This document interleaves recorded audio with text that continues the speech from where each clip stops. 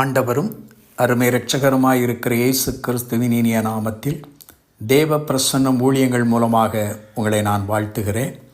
இந்த நாள் சிறிது நேர தியானத்திற்கென்று நான் எடுத்துக்கொண்ட வேத பகுதி யாக்கோபு எழுதின பொதுவான நிருபம் 4ஆம் அதிகாரம் 17வது வசனம் இப்படியாக சொல்கிறது: ஆதலால் ஒருவன் நன்மை செய்ய அறிந்தவனாயிருந்தும் அதை செய்யாமல் போனால் அது அவனுக்கு பாவமாயிருக்கும். இன்றைக்கு பாவத்தை குறித்து அநேக விளக்கங்களை நாம் வைத்திருக்கிறோம். ஒருவேளை விபச்சாரம் பாவம், களவு பாவம், வேசித்தனம் பாவம் என்று சொல்லி பாவத்தை குறித்து நாம் விளக்கம் வைத்து அப்படிப்பட்ட பாவங்களுக்கு நாம் விலகி வாழ்ந்து கொண்டிருக்கிறோம். ஆனால் அதே வேளையிலே ஆண்டவர் எதை பாவம் என்று அறிவிக்கிறார், எதை பாவம் என்று குறிப்பிடுகிறார் என்று சொல்லி அறியாமையினாலே அநேக பாவங்களை நாம் செய்து கொண்டிருக்கிறோம். வேதம் சொல்கிறது, தேவனுடைய கற்பனைகளை மீறுவதே பாவம். பழைய உடன்படிக்கையின் கற்பனை அல்ல, புதிய உடன்படிக்கையின் கற்பனையை மீறி நடப்பதுதான் பாவம் என்று வேதம் நமக்கு கட்டளையிடுகிறது.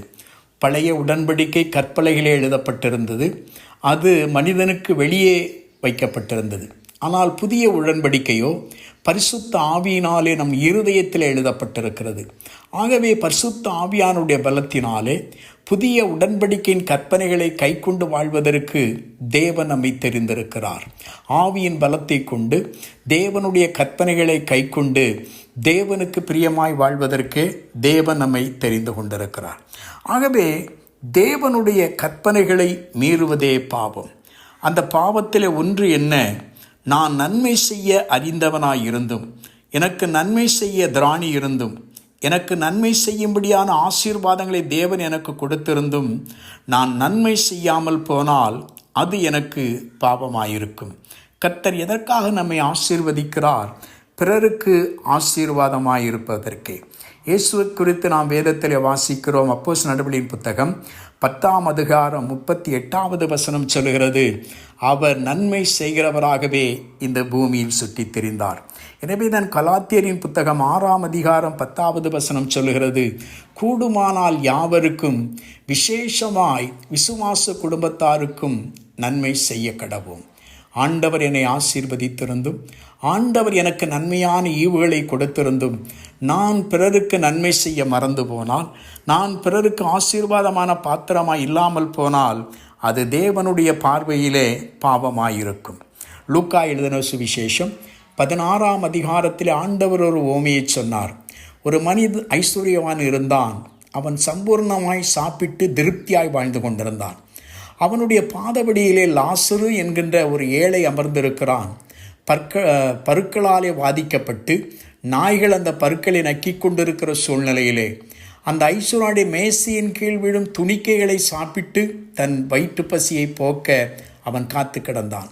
ஆனால் அந்த ஐஸ்வர்யவானோ அவன் நன்மை பெற்றவனாயிருந்தும், அவன் ஆசீர்வாதம் உள்ளவனாயிருந்தும், தன் பாதத்திலே நன்மைக்காக காத்திருக்கிற மனிதனுக்கு நன்மை செய்ய மறந்து போனதினாலே அவன் மரணத்திற்கு பின்பாக நரகாக்கினைக்குள்ளாய் கொண்டு தள்ளப்படுகிறான்.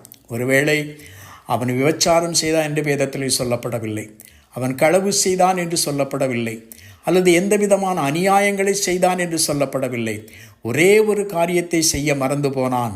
தன் பாதத்திலே பசியோடு இருந்த, தன் பாதத்திலே தேவையோடு இருந்த ஒரு மனிதனுக்கு நன்மை செய்ய மறந்து போனதினாலே அவனுடைய முடிவு பரிதாபகரமாய் மாடி போயிற்று.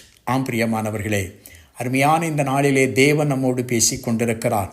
அநேகருக்கு நன்மை செய்யும்படியான ஆசீர்வாதங்களை தேவன் நமக்கு தந்திருக்கிறார். ஆகவே நாம் பிறருக்கு நன்மை செய்கிறவர்களாக, நாம் நன்மை செய்ய அறிந்திருந்தும் நன்மை செய்யாமல் போனால் அது நமக்கு பாவமாயிருக்கும். ஆகவே தான் மத்தேயு எழுதின சுவிசேஷம் 25ஆம் அதிகாரம் 41வது வசனத்தில் ஆண்டவர் தனக்கு இடதுபுறமாய் நிற்கிற ஒரு கூட்டத்தை பார்த்து சொல்லுகிறார், பிசாசுக்கும் அவனுடைய தூதருக்கும் ஆயத்தம் பண்ணப்பட்டிருக்கிற நரகாக்கினைக்குள்ளாக செல்லுங்கள் என்று. ஏன் அப்படி அவர்கள் விசாரிக்கிற போது ஆண்டவர் சொல்லுகிறார், நான் பசியாக இருந்தேன், நீர் எங்களுக்கு போஜனம் கொடுக்கவில்லை. நான் வியாதியாக இருந்தேன், நீங்கள் என்னை விசாரிக்க வரவில்லை. நான் தாகமாக இருந்தேன், நீங்கள் எனக்கு தண்ணீர் தரவில்லை என்று சொல்லிவிட்டு ஆண்டவர் சொல்லுகிற ஒரு காரியம், இந்த பூமியிலே சிறியவன் ஒருவனுக்கு எதை செய்கிறீர்களோ அதை எனக்கே செய்கிறீர்கள்.